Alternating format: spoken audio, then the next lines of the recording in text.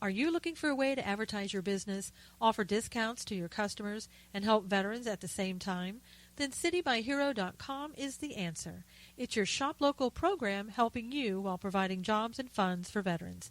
It's simple to sign up, easy for your clients to find your business and your offers, and there are many plans to choose from that fit your budget and your needs.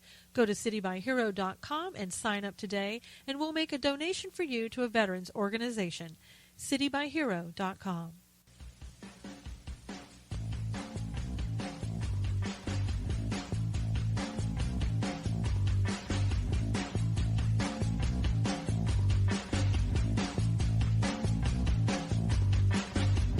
And now, it's time to Stand for Truth with the host of Stand for Truth Radio, Susan Knowles.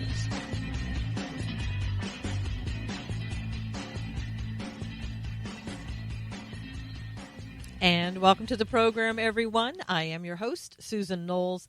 Please check out my website at susanknowles.com. Don't forget to follow Stand for Truth Radio, Knowles on the News, and a new segment I'm doing called Talk It Out. You can find all of them at Spreaker.com, or if you just download the Spreaker phone app, type in Susan Knowles. You can go right there and find them.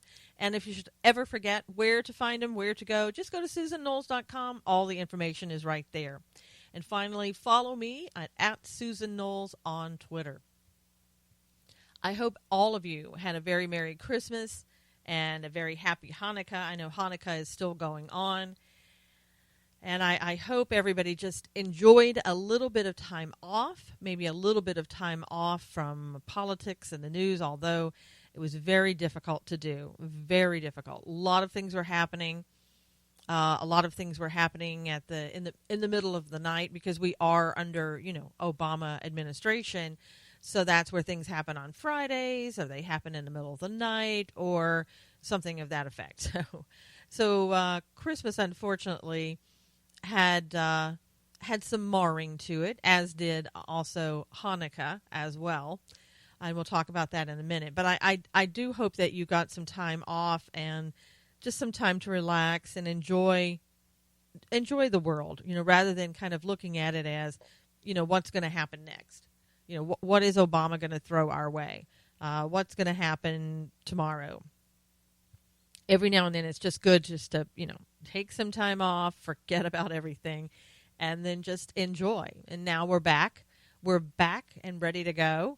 Again, there's always things happening over the Christmas weekend. Of course, we had Obama pull his stunt, and I say it's a stunt because that's exactly what it is. It's not professionalism.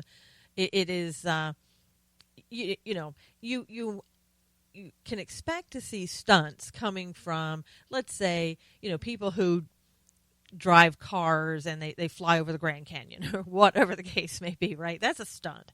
And you call them stunts because, and there's nothing wrong with that, because you're expecting, to see this grand event happen that's just unbelievable. And, something comes out of it that you never thought was going to happen, and hopefully everybody stays alive during this stunt, no broken bones, things of that nature. And I guess the reason, too, as a president, it's not very presidential to make stunts, right? To make stunts happen. You don't expect a president to grandstand and to do things of that nature when it comes to dealing with foreign countries, especially those people that we call our friends, or at least we did up until 8 years ago, and now we only pretend to call them our friends. I'm talking about what happened with the UN resolution vote. Prior to, I believe it was Friday, we had Egypt had called it off and said, let's not vote, and everybody thought, oh, this is really great. We won't be voting, and we can wait for the new administration, see what they want to do, but we're not going to vote to put Israel back before pre-1967 and tell Israel that they can't build houses where they want to build them because the Palestinians claim that's our land and you can't build there, that type thing. But no, No, that would be civil. That would be the right thing to do. That would be what you would expect a president who's going out to be able to just leave alone and come back another time.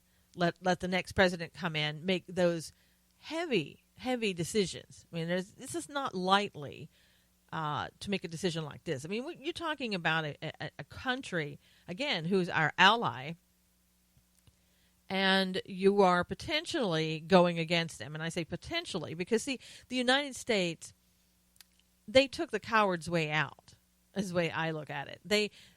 They abstained on a new vote in the UN. So, in other words, when they ask, okay, should we take Israel back to pre-67 borders, and should we not allow them to build, where their housing is, where they're building it, we abstained. We didn't enter a veto, which we presidents in the past have done with anything that is against Israel. No, we abstained, and because we abstained, the resolution passed. Yes, you heard me right. The resolution passed. And this is what President Obama, this is a dream come true for him. You know, he's Mr. ISIL. Everybody else is ISIS. He's ISIL. And he's ISIL because that brings it back to pre-67 borders. And now he can feel very proud of himself. While he's in Hawaii, he knows that he screwed over Israel. And I'm sure he's very happy about that. Well, Netanyahu, Prime Minister Netanyahu, is not very happy about that. And in fact, he's come out and said that he has evidence that the United States was involved in even drafting that resolution.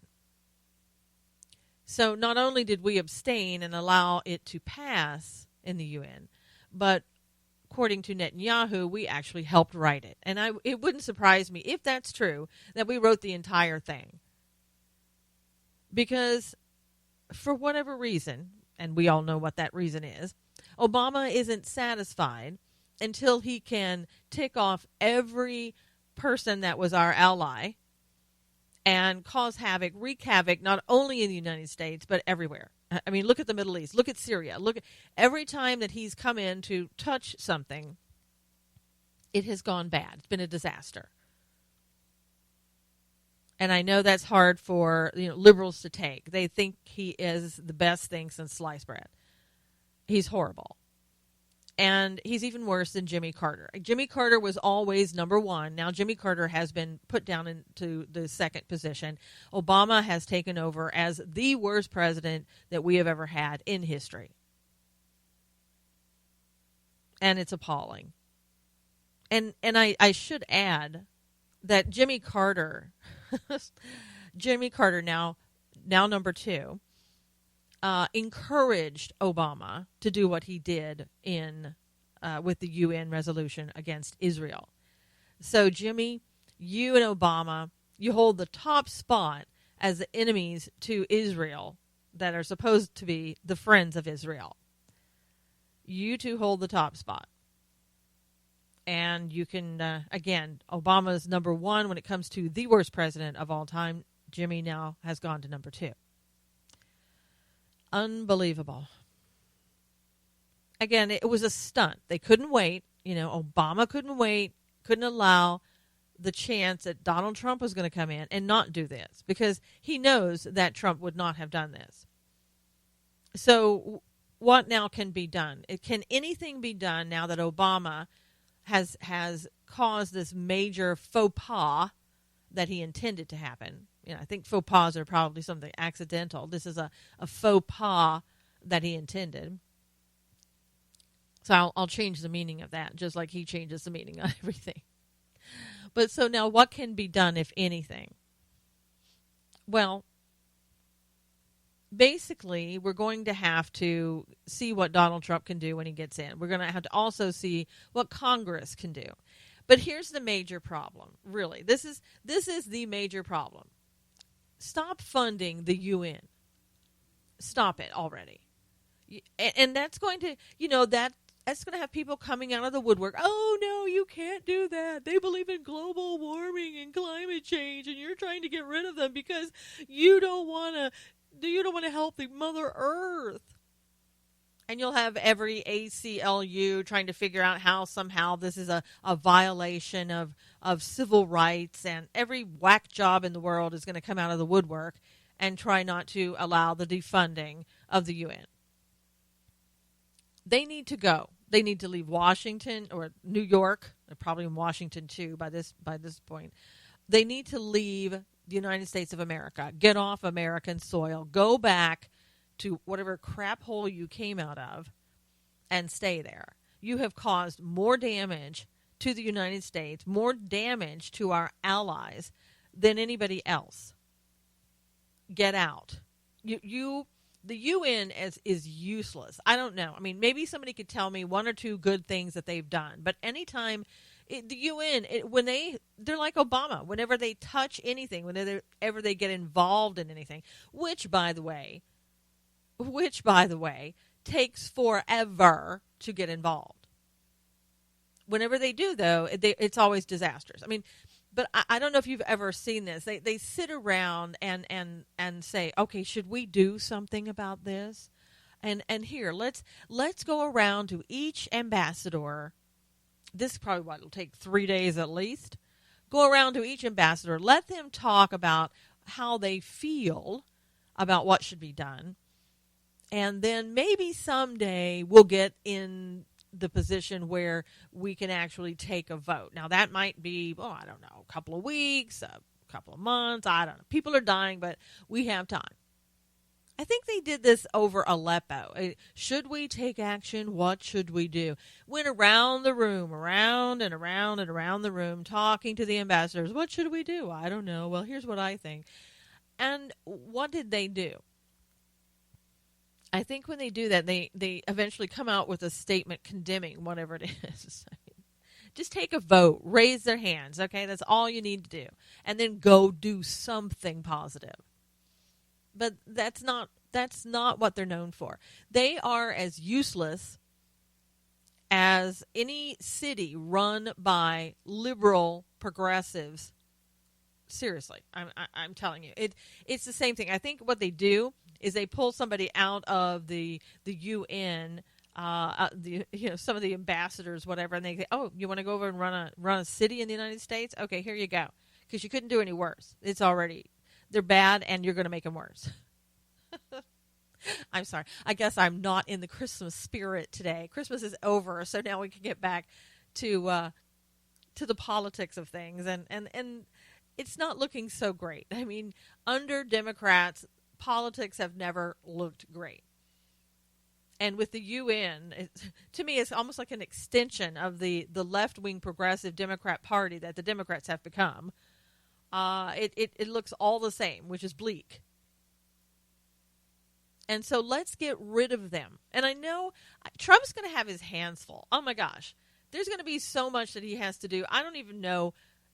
No wonder he had to start early. There's so much for him to do. It is going to take him 4 years just to get rid of the garbage that Obama has done and put in and made law. It's going to take him 4 years just to get rid of that garbage. And then maybe the next 4 years he could run it on his own with his own policies about things without having to go and get rid of the mistakes. Now, does that mean that I think he's not going to make any mistakes? No, he'll make mistakes. But it's not going to look like Obama's mistakes. I think, and honestly, genuinely think, that Trump has the best interests of America at heart. He grew up here, unlike Obama, who did not grow up in the United States. Regardless of where you think Obama was born, he didn't grow up in the United States. He doesn't understand American principles. He doesn't understand the American culture. He doesn't like the American culture. I mean, I think that's been painfully obvious for the past 8 years. I almost said 80. It seems like it, doesn't it? And so Trump grew up here, and he cares. And he, if you noticed, he actually said Merry Christmas and Happy Hanukkah. Wow. When's the last time that you heard somebody say Merry Christmas, especially a president, or president-elect even? He's sending a signal already that we're going to go back to being America. We're going to get rid of those things in this country that do harm to America. And we're not going to do this anymore. We're not going to be politically correct. We're going to get rid of it. And I know that's going to be so difficult for the left-wingers to take. Oh my gosh, political correctness has been my God. They have relied on political correctness to do everything for them. No matter what it is, it's political correctness. We got to have that decorum. It's the only order that they know. It's the only thing that they respect. Everything else to them is just, garbage. And I think we're going to see less and less of everything being about race. I mean, everything. If you look at somebody out of the corner of your eye because you think somebody's, going to step on your foot, that's racism. Oh, God, you're a racist. Why did you think I was going to step on your foot? Do you think that my race steps on people's feet? And so therefore seriously, it has gone beyond absurd in this country with using the race card. And it's been allowed and it's been promoted and it's been, just encouraged for the past 8 years that if you don't like something, use a race card. And it's also time to stop putting white people down. I mean, I'm not going to allow it in my life. I haven't allowed it for the past 8 years, but I'm becoming even more and more vocal about it, and I hope you will be too. We should not have anyone putting down any race. Enough already. And don't give me the excuse of, oh, well, I'm doing that so that you can learn and we can have a deeper discussion. You want to have a deeper discussion with me? You ask me. You don't sit there and have a course in the University of Wisconsin-Madison called The Problem with Whiteness. Oh, no. Oh, no, you don't. If you want to know about what the white culture is because you think I'm a white person, then you ask me what my opinion about my beliefs of my culture are. Because I'll tell you what, let's stop stereotyping everyone. Not every white person thinks the same. Not every white person has the same culture. And the same goes for the African Americans, Hispanic, and Asian. The way I view my own culture is from my own experiences, my own beliefs, and my opinion. So when I give it to you, that doesn't mean that everybody else in my race feels the same way. So you wouldn't want your race stereotyped, don't stereotype mine. Let's get beyond stereotyping people. Let's start. How about this? I know this is a unusual concept. Let's start seeing each other as human beings first that have different opinions, different beliefs, different cultures, different races, different everything. But we have the commonality of the fact that we are all human beings. Wouldn't that be amazing? I mean, how hard would that be to just see each other for who we are, human beings? Novel concept. And again, for the past 8 years, we have been allowed to see each other the way this administration wants you to be seen or to have you see another race. And it's ridiculous. It's been the most divisive administration that I've ever seen. Now, I'm sure there are presidents in the past that have been just as bad, perhaps, in some other way. But I will say, since I've been an adult, I have never seen such divisiveness. And intentionally done. Again, this president has done everything he can do to separate people, to separate this country, to throw this country into chaos, and to rip this country apart. And rip us from each other so that we can't even, get along with each other anymore. And that's not everybody. There are smart people in this country who said this was all craziness that he was doing, and they didn't believe it. They didn't go along with it. Thank God for good people in this country. But all of us, we have sat there and endured this white privilege or the white problem or the this or the that. No more. Don't ever be caught sitting there silently doing nothing about somebody who's talking like that. And speak up. I have an article on my website at susanknowles.com, and it's about the University of Wisconsin-Madison, where they're going to teach in I guess it's January, I don't know, but it's 2017, the problem of whiteness course. I'm not okay with that. But I want you to go there and I want you to read the article. And I want you to see how the person who's teaching that course now, he is so full of himself. Let's put it politely. He's enjoying the attention. He just absolutely loves it. Can't wait to teach the course. And again, when people object to it, it's, oh, well, see, there's even more reason we should have that course because look how, prejudiced you are, or look how out of touch you are, or whatever he's thinking in his head. I don't know. But what I would do is encourage you to call the university and let them know how you feel about a course like that. Give them your opinion. I mean, these people get public funds. As far as I know, this is not a private university. And there have been others within the state, Congress people, who have come out and said, this course is discriminative. Do not have this course. Do not teach it. It discriminates. It's prejudice. It's racist. And they're like, whatever. We don't really care what you think. We're so beyond. we're so beyond your intellect. We're just not going to listen to you. I mean, after all, this instructor is also a hip hop artist. I mean, and he teaches something, of course, I think on the global hip hop. So he's so beyond what any senator or representative might have to say. Come on. We know that. And so he would be the one that should teach this course because after all, he's a hip hop artist that understands whiteness.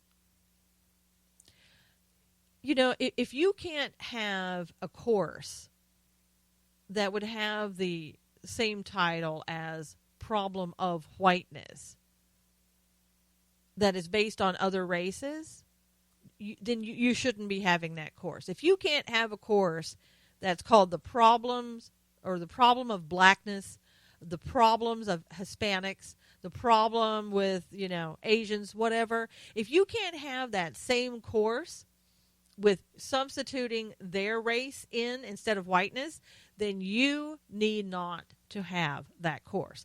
That's when you know that what you're doing is wrong.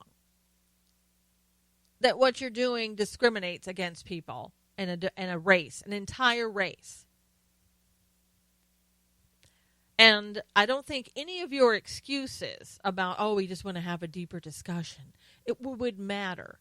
I think, again, they know that for white people, for whatever reason, that white people are just not going to object to that. They're just going to go along with it, and they can have their stupid course, and they can brainwash your children, is what they're doing.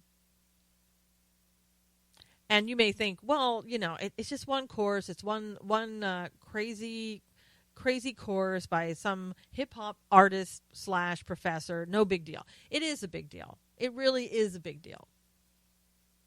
Because if one university does it and everybody gets away with it, it's just going to keep going. These people want your children's minds. They really do. And they don't let up. They just keep going, one course after the other. I hope Donald Trump can bring people together. And I know in the very, very beginning, he was not bringing people together when he was in the pre-election. He really wasn't. I mean, you have to admit, he said some things that really kind of put people off, that didn't bring people together. But what I see now is someone who's really attempting to bring the country together. There are a lot of people that he's gone into their communities and talked to them, and he really wants to bring them together and bring the races together, turn the country around, and all of that. And I think that he can do that. We have to get rid of the garbage. Throw the garbage out from the last 8 years. Throw that rhetoric out of hate. I mean, absolute hate that he has spewed to divide black and white and all the other races. It's shameful from what I've seen. And thank goodness, that and I'm sure you do too, that you have friends in other races that don't now look at you differently after 8 years of Obama. They still are your friends because they were intelligent enough not to believe the garbage. And Obama, I mean, it's, again, it is so insulting. If I were an African American, I'd have to tell you, I would be so insulted to have a man talk down to me like that, who pretends to be, well, I'm just like you. I mean, really, from the people that I know, they don't think he's just like them. But he sits there and tells you what you must believe and what you must do for him, or he's going to be insulted. Or, I mean, I don't know how you take it. I mean, if Donald Trump or anybody else who was white sat there and tried to tell me what I should do or how I should vote or how I should think or, I had better, no, no.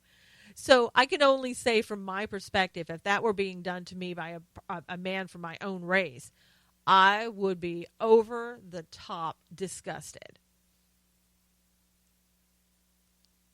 And I don't understand. And well, again, I'd say, luckily, fortunately, some in the African American race, they've caught on to his BS. I think they had high hopes for him for the past 8 years, that Obama somehow was going to come in and help black communities, and he did just the opposite. And in the meantime, not only did he not help black communities, but he made their relationships with the white community, the Asian community, the Hispanic community, you tried to put that in doubt. I mean, I've never seen so much destruction and negativity in all of my life. And it's not going to be something that you can get rid of overnight. It's 8 years, day after day after day, with the same negative message. And again, we've talked about this. This is what progressives do. You never let up. You keep that same message going over and over and over again, day in and day out. And then you have your wife go out, the first lady, talking about how we have no hope now. We had hope and change, but we've got nothing now. This America's over. Now, America was almost over thanks to you and your husband. And we're not, we're less than a month away. But this president keeps doing the most destructive things. What's he going to do in the limited amount of time that he has next? Now they're coming out, Josh Earnest. Oh no, we're not ramping anything up. No, we talked about this way back in the time machine there in November, and we were going to do all these pardons and all this stuff with Israel and all these little petty things. We were just going to do those anyway. You can't make me believe that these things, I mean, I agree that they were planned. Honestly, I think day one, when he walked in 8 years ago, he planned on screwing Israel over. So it was just a matter of how do I do it and when do I get the opportunity to do it, and he found the opportunity. But I think in the last month, when especially when Hillary didn't win. Now, see, if Hillary had won, I don't know if it would have been the same. Maybe so. Maybe even more. I mean, who knows? Thankfully, we will never know what the answer to that question is. But I would have to believe that as Donald Trump comes in and takes Obama out of the limelight, which he already has, he's showing up Obama already, and he hasn't even become, been sworn in. He's already showing Obama up. So I would have to believe Obama's sitting there going, "Oh, really? You wanna try to show me up? Okay, well, okay. Here's what I'm gonna do. I'm gonna let more people in Gitmo go. Childish actions of somebody who is supposed to be the most powerful man in the world. But here's what happened. For 8 years, he wanted to make sure that was no longer true. That just because you had the position didn't mean that in America, didn't mean that you were the most powerful in the whole world. No, we're going to make you the least powerful. And that's really what he worked diligently at doing as well.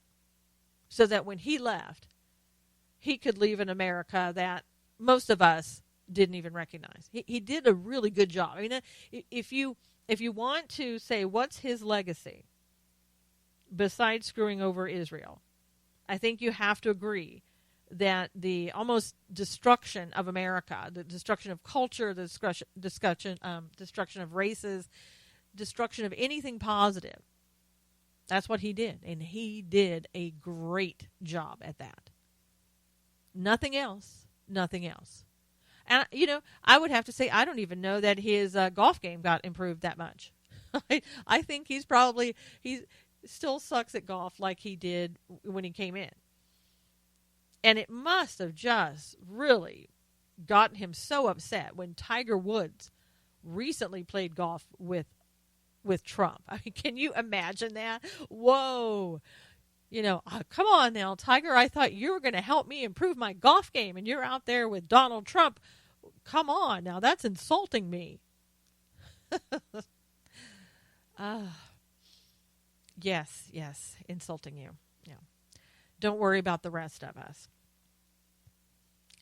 Speaking of insult, let's talk about someone else who, again, I don't even know. I'm talking about Rahm Emanuel, okay, from Chicago. I don't know how people in Chicago, why they haven't recalled this man. How can they function in Chicago with the crime rate that they have and feel good about where they live and feel good about the fact that this man is still the mayor of Chicago? I don't get it.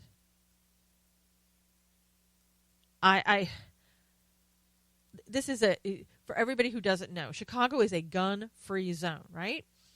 So that means no one has guns, including the criminals, right? The criminals don't have guns in Chicago. Why would they? It's a gun-free zone. And we know that criminals obey the law. So why would you assume that any criminals in Chicago were going to have guns? I mean, isn't that what they want you to believe? If they could, they would have you believe that, and so that anything that's happening there is somebody else's fault. Oh, it must be coming out from someplace else other than Chicago because we have a gun-free zone here. Well, and this number, I wrote this yesterday, so the number I think may even be higher than when I wrote this article. But there were 27 people who were shot and 7 fatally over a 48-hour period over this past Christmas weekend in Chicago. I think the number rose to about 41 today. I'm not even sure. But think about that. All of these people who, of course, don't have guns in this gun-free zone in Chicago somehow manage to get shot, and some of them get killed by people who obviously don't have guns. So how did it happen? And for any of you who don't know, I'm being sarcastic right now. Sometimes I have to explain that because people don't follow that sometimes. But the statistics are just amazing because in November, Chicago surpassed the 600 homicides, and it basically is on track to have the deadliest year in 2 decades. And if you combine the total 2016 homicide rates for New York and Los Angeles, now those places they have a higher population there than they do in Chicago. So if you combine those two, New York and Los Angeles, combine their homicide rates, the number is less than Chicago's. I mean, let that sink in for a minute. And, those are even gun-free zones as well, which is, surprising that they haven't surpassed Chicago. Maybe they have more police there in New York and Los Angeles. I don't know. I'm guessing they probably do since they have a greater population, but who knows? In September, Emmanuel said he was going to get tough on crime with his comprehensive plan. And at that time, 3,000 people had been shot in Chicago and more than 500 had been killed. And part of his plan was to bring on 1,000 more officers over the next 2 years. I don't think the people in Chicago can afford to wait for 2 years. Will there be anybody left in Chicago after that point? And according to a spokesperson there for the Chicago Police Department, the total number of homicides so far this year, now again, this number's increased if the numbers went up overnight. The total number of homicides so far this year is 745. That is a 56% increase from 476 at the same time last year. Now, I'm looking at that going, okay, yeah, that's a huge increase, which is horrendous. But I'm looking at that number the year prior at 476, and that's outrageous, even there. And now we're talking about 745. And we have a little bit more time, we have a few more days before the year ends. But what's next year going to look like there in Chicago? Now, again, we always try to find a reason. A progressive who's in charge of a city, a mayor, can never take responsibility for what's happening. No, they have to figure out, it's somebody else. It's always somebody else. Those darn people. But they're saying they believe the increase is because of the rise in gang violence. Duh. Okay, that's part of it. Yeah. Uh-huh. But again, here's what I go back to. It's a gun-free zone. You're not going to have gangs who are going to use guns. Why would they in a gun-free zone? I'm being sarcastic again. But I think also Rahm has to look at the fact that it's a sanctuary city. What does that mean? Well, that means people who are in the country illegally are allowed to stay within the borders of the city. So how many of those people, maybe it's 0, but I'd like to know, how many of those people who are here illegally, who may just not care about our gun laws, because we know the criminals do. We know the gang members care about the laws and they obey the laws. But maybe these people who are illegals, maybe they don't. How many of those people are killing people? And we know they do in San Francisco. And so why don't we, Mr. Emmanuel, why don't we clean up your city by getting rid of the sanctuary city first? And then why don't you go ahead, once you've done that, once you've got money left in the city's pocket because you're not taking care of illegals within your city, maybe then you'll have enough money that you can quickly hire 1,000 police officers, and so that you can have them out on your streets taking care of those gang members out there who obviously don't carry guns, but you can take care of those gang members out there. But as long as you continue to take care of the illegals within your city and break the laws by having those illegals in the city, especially those that have committed a crime already, then perhaps you can take care of the people of Chicago. Now, there is a novel thought there for you. And I'll tell you, again, I don't understand why the people of Chicago have not recalled this guy. I know there's been talk about it. There's been some people looking into it and maybe some bills passed that you could try to almost do that. I mean, is everybody in Chicago so liberal that they can't do that? I mean, I think that's the case in most of California, honestly. I do. I mean, that's why we have a sanctuary city practically on every city in California. And in San Francisco, San Diego. Ugh. I mean, are you just so liberal that it's okay with you to wake up every weekend and know that 20 people, 40 people are now injured or dead in your city? And that it's been more than 745 people who have been killed in your city, and it keeps climbing.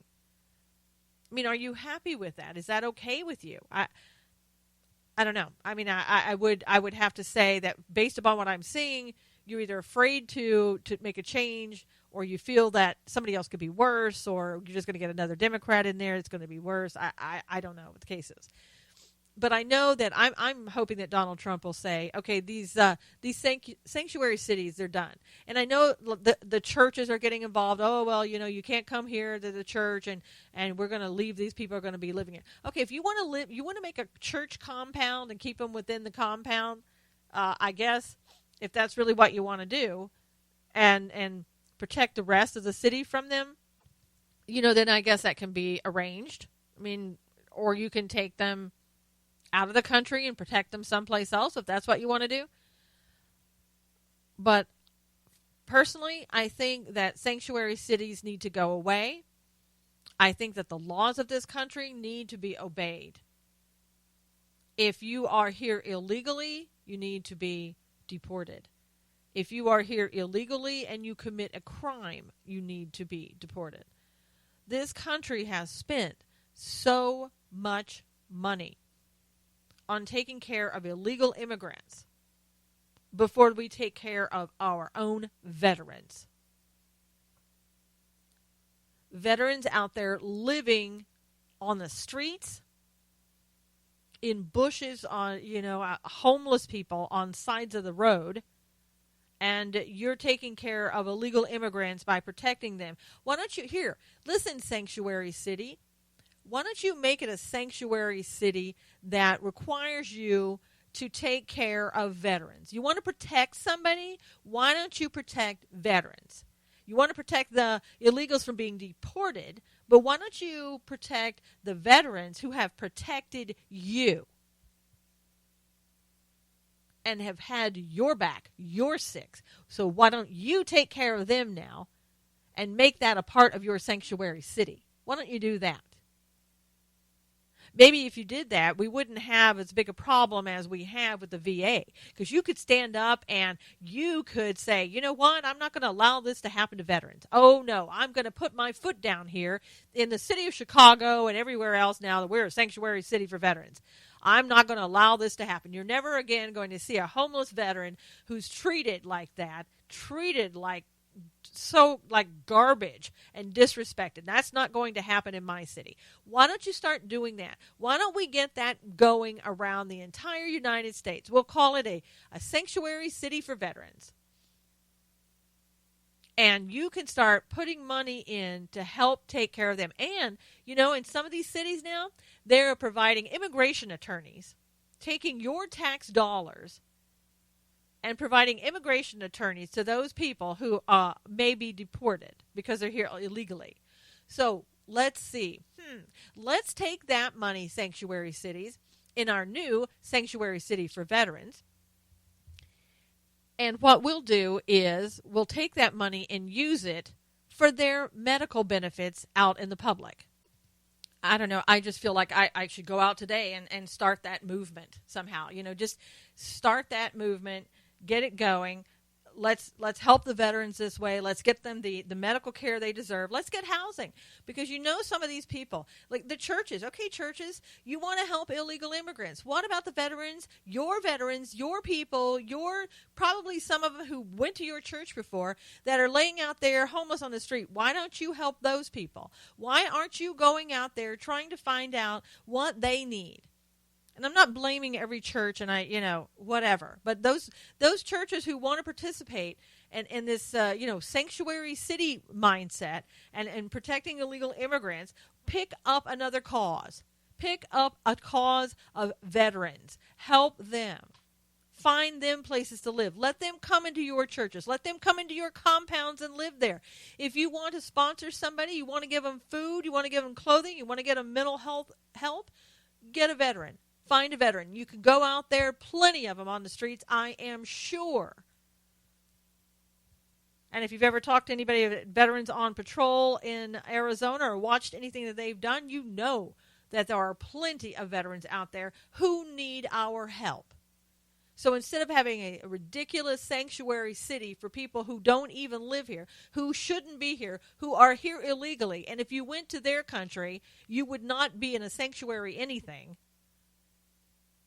Get those people back to the countries and put them back in line. If you want to be here, we want immigrants in this country. This country was founded on immigrants, but not on illegal immigrants, not on people coming here that either want to do us harm or want to take from us and not give back. And don't give me like, oh, well, they pay taxes. No, they really don't.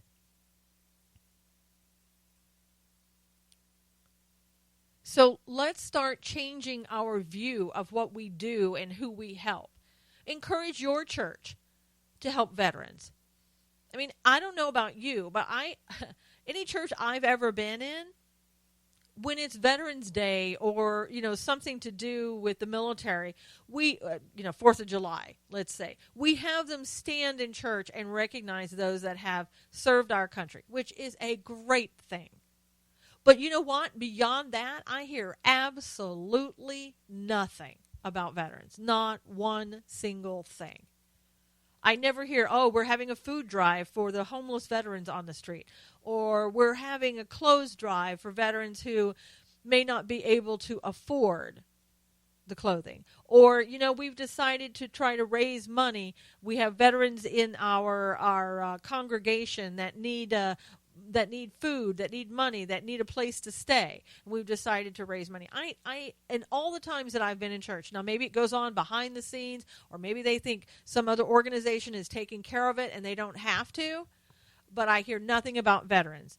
And if that's true, they think another organization is taking care of it, then another organization can take care of the illegal immigrants and you can focus on the veterans. How about that?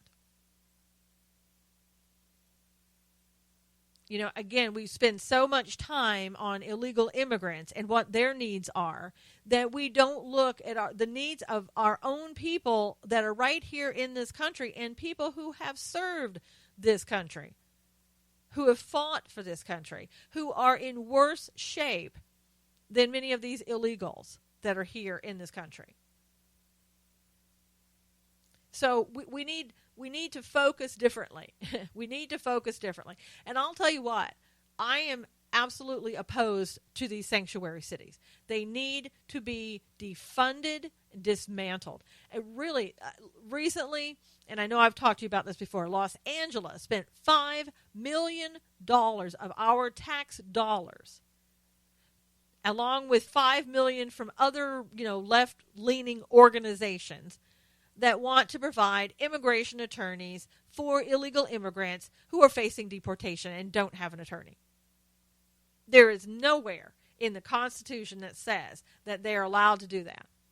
And if I lived in L.A., I would bring a lawsuit about what they just did. And somebody else who's living in L.A., I don't know if there's a conservative there or a conservative group, you need to look into the fact of whether or not you can bring a lawsuit and stop Los Angeles from doing what they've done with your tax dollars. Again, take $5 million and help veterans. Can you imagine? Veterans don't require much. Seriously, in Arizona, veterans on patrol, they're living in tents. You know how many tents $5 million can buy? If that's all you wanted to do was give them tents, $5 million can buy a lot of tents. It can also buy a lot of clothing and a lot of food and help with medical bills. But no, we're going to spend it on illegal immigrants who shouldn't be here in the country anyway. And I don't care, where the illegal immigrants come from. Well, what foreign country? Doesn't matter. It's not about the person that I have my beef with. What I have the beef with is allowing anyone in this country illegally to stay. I don't care who you are. Has nothing to do with your race, your religion, your gender, anything. It's the fact that you are here in this country illegally when there are people hurting. People who need our help that are not getting our help because we've gone on to some other ridiculous cause. And I say it's ridiculous because, again, if you want to stand in line with everybody else who's an immigrant coming into this country and has to stand in line, God bless them, for some people who have to stand there 10 years waiting to be an American citizen, then that's what you're going to have to do. You shouldn't be able to come in here and just take over and take from our veterans, children, and other people here who are poor and need financial assistance. I mean, how many veterans could benefit from having an attorney to represent them somewhere? I mean, how many veterans do you know that have gotten into trouble? Maybe they're going through divorce and they're having everything taken away from them because, they're psychologically, they're not functioning like they used to. And their spouse is taking everything away from them because they see an opportunity. Or an attorney who's gotten into trouble because of some other thing that they did breaking the law. I mean, because, when you come back and you're not given the assistance that you're supposed to get, whether it's medical or psychological, sometimes you do things that may break the law, whether it's a DUI or some other crime. Although I haven't really heard too much from veterans other than maybe a DUI. So I don't know if the veteran population that has mental disorders and medical issues, if they're doing other things. I don't know. I don't have those statistics. But in any event, how many veterans could use an attorney and have somebody pay for them? A homeless vet, I'm talking about. Because these are the people that the sanctuary cities ought to be taking care of. These are the people that fall through the cracks. These are the people that the VA hospital goes, oh, well, we had an appointment, but they never showed up. Because we put them on hold for like 5 hours, or they didn't want, somebody like that in their waiting room. I don't know, whatever the case may be. They didn't get the help they needed. But we don't hear cities coming out and saying, this is what we need to do. Well, you know what? I'm saying it right here today. This is what we need to do. Dissolve the sanctuary cities and call it the sanctuary cities for veterans, and have the cities devote all of that money that they're paying towards illegal immigrants towards our vet. Put those towards our veterans. And I'm telling you, we will see the veteran homelessness drop overnight. We will see veterans being respected and not disrespected, as we have disrespected them for far too long in all of our cities. And you know what? Maybe you can help me with this. Maybe you can back me on this. Maybe we can get together, write me at susan@susanknowles.com about your ideas on this. I'm serious about this. I'm very serious. Because if you can do this for illegal immigrants, then by gosh, you can do it for homeless veterans. Tell me the reasons that you can't do it. We just haven't said anything. That's why. We haven't stood up and said, enough is enough. And we expect you to take care of our homeless veterans. Each and every one of us is going to have to say that and demand that our veterans be treated like human beings with the respect that they deserve and the dignity that they deserve. and dismantle everything else that has to do with illegal immigration and taking care, giving them attorneys, for God's sakes. There's nothing in our Constitution, even an American citizen wouldn't be given an immigration attorney or anything other than a public defender. And you want us, American citizens, to pay for those here illegally to have an immigration attorney. Unbelievable. And I don't know if this is happening all over the United States. I don't know if California is the only one doing it. But I tell you, it needs to stop. If we have sanctuary cities that are paying for immigration attorneys, we all need to stand up and say, enough is enough. We're not paying for this. You're not using our tax dollars for this. And again, I am serious. If there's anybody in L.A. who knows an attorney who can answer that question for you, of whether or not that you can bring a lawsuit to stop tax dollars being used for immigration attorneys, let's go for it. And I know it's happening in San Francisco as well, using the tax dollars for immigration attorneys. And then in San Francisco, they're kind of arguing over, okay, do we pay the public, just hand it over to each immigration attorney, or do we put this in some public fund? They have to argue now over how the money's to be spent, because they've never done something so foolish before. So they're trying to get the rules ironed out for themselves there. Absolutely moronic that we would be doing this when veterans, homeless veterans, other homeless people, children who need our money. But no, we're going to take care of those people breaking our laws in the United States. Let's do that, because that's what we do. No, that's what we did for 8 years. We need to stop that. And when Donald Trump comes in and takes the money away from sanctuary cities, then what are you going to do? You better have a lot of nonprofit organizations who are willing to stand up and help you. And I tell you what they're doing. They're just banking on the fact that people like the ACLU and other people will say, oh, no, you can't do that. You can't take money away from illegals. That's exactly what they're banking on. That's exactly why they're doing it now, before Trump has an opportunity to come in. Because they're hoping that they can just spend all of that money. That $5 million, I'll tell you, will be gone overnight. That $5 million in Los Angeles will be history in a very short period of time. Because they will find every person that ever walked on the face of the planet that is here illegally that says, you know what, you look like you could use an immigration attorney, young man, young woman. And that's exactly what they'll do. They'll be lining the pockets of every immigration attorney in California. And maybe, like I said, maybe it's happening across the U.S., but it's certainly in L.A. and San Francisco, they will be lining those pockets as fast as they can before January 20th comes around. Because they know come January 20th, that funding is going to be pulled. And who knows? Maybe Trump can do something retroactively. I doubt it on that, but they're not going to take any chances. And they will get as much money out of the taxpayers as they possibly can before January 20th. You watch. Watch and see if it happens around the country. And it's going to be something, it's not going to be talked about. I mean, when did you hear about this in the news? When I brought it to you mostly. It's not in mainstream media. You can't turn on the TV and hear it. It's not going to be reported on the news. No. You know why? Because it's not politically correct to do so. Well, political correctness, there we go, is going out the door. It really is. And all of this stuff like this that has been allowed to go on because of it is going to go to. People are sick and tired of being used and being silenced because it's not PC to do so. Unbelievable. Unbelievable.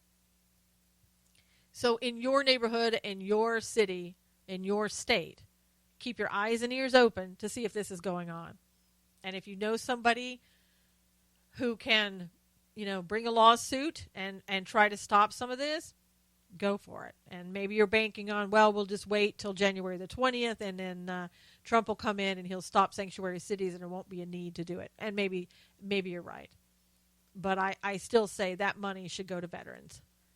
Regardless, when they pull that funding, let's put that funding into good use and give it to veterans. It's about time, again, that they were given what they so richly deserve. Thank you for being here today. It's been a pleasure as always. And until next time, be good to yourself. Thank a veteran. Thank a police officer. And I'll see you again here next week. Take care.